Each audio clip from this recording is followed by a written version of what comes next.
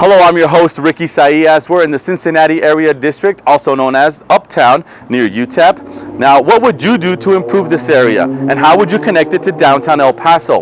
Well, that's what the city wants to know from you, and they're asking for public input. That's one of the stories you'll see on this edition of Your City in 5.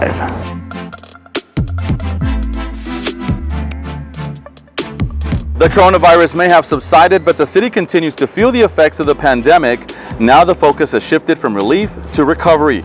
About $154 million from the American Rescue Plan Act will be used to support families, public health, vital public services, and invest in the city's economic growth.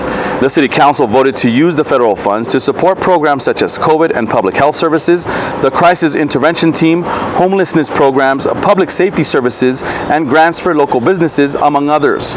This is really might be a once in a lifetime opportunity to be able to have this type of grant from our federal government to invest in our community and ensure that we're able to recover together from COVID-19. The city has received nearly $400 million of federal funds since 2020. Here's a question for you. How would you make downtown El Paso better and more attractive? How about Uptown in the Cincinnati area district? Well, the city of El Paso wants you to dream big. How would you elevate and connect both of these popular parts of town? Tell the city your dream, your vision. You can draw your ideal area by visiting elevateep.com. That's the website on your screen. The city will use your input and recommendations to improve both of these neighborhoods. The Happiness Senior Center in the Mission Valley is getting named after a well-known and beloved senior who visited the center. The City Council approved renaming the center to the Jessie Moreno Happiness Senior Center. Maria de Jesus Moreno, also known as Jessie, was an advocate and a longtime user of the center. A few years back, Your City in 5 featured her 100th year birthday celebration at the center. Jessie spent many hours volunteering and helping at the facility and other senior centers. There are 10 senior centers currently open, all run by the city's Parks and Recreation Department. The police department is accepting applications for women and men who want to become officers. If you're interested in joining the force and helping your community, then apply now for the academy that begins in January of next year.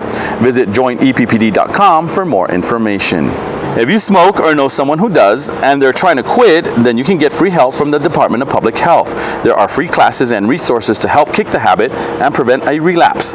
Call the number on your screen for more information. In recognition of Mental Health Month, the Department of Public Health and Family Services of El Paso are hosting an event that focuses on the importance of mental health. Minds Over Matter is set for Saturday, May 28th at Album Park. It includes valuable information regarding mental health and a 1-mile walk. The free event will have entertainment, food trucks, and door prizes. Well, it may be hard to believe we're halfway through May, but several city departments are already planning events for June. The Public Library is hosting a Father's Day essay contest with the help of the Great Khalid Foundation. The contest requires children to write an essay in English or Spanish explaining why they love their dad or someone who is a father figure in their life. The deadline to submit an entry is June 10th. A prize is being offered as well. Visit elpasolibrary.org for contest details. Art in Park is back this year, and if you're a vendor who wants to sell items for the event, now is the time to fill out an application. The Museums and Cultural Affairs Department and Parks and Recreation are hosting this year's event at Memorial Park the last weekend in June. Local art and artisan vendors are encouraged to apply before the May 26th deadline. Call the number or visit the website on your screen for info or to apply. The outdoor event will feature arts and crafts and family-friendly activities. Live Active El Paso celebrated National Fitness Day with some neon colors, glow sticks, and mascots. Check it out.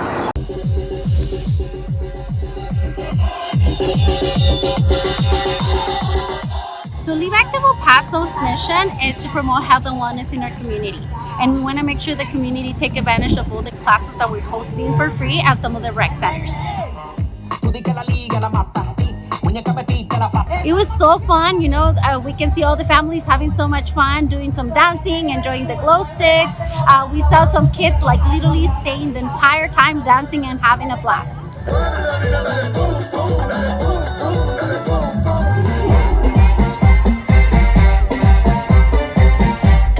I love having the black light and all of the neon stuff with all the glow in the dark. It's all super, super fun. I love it.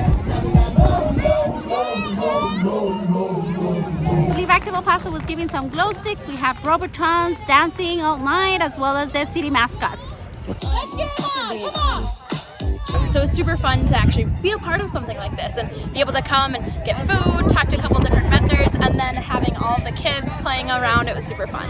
Si te rasco, es porque te pica, es porque te pica, es porque te pica, es porque te pica, es porque te pica, es porque te pica, es porque te pica, es porque te pica, es porque te pica. That was definitely a lot of fun. You too can join the Live Active El Paso community by visiting liveactiveelpasoep.com and take the pledge to live a more healthier and active lifestyle.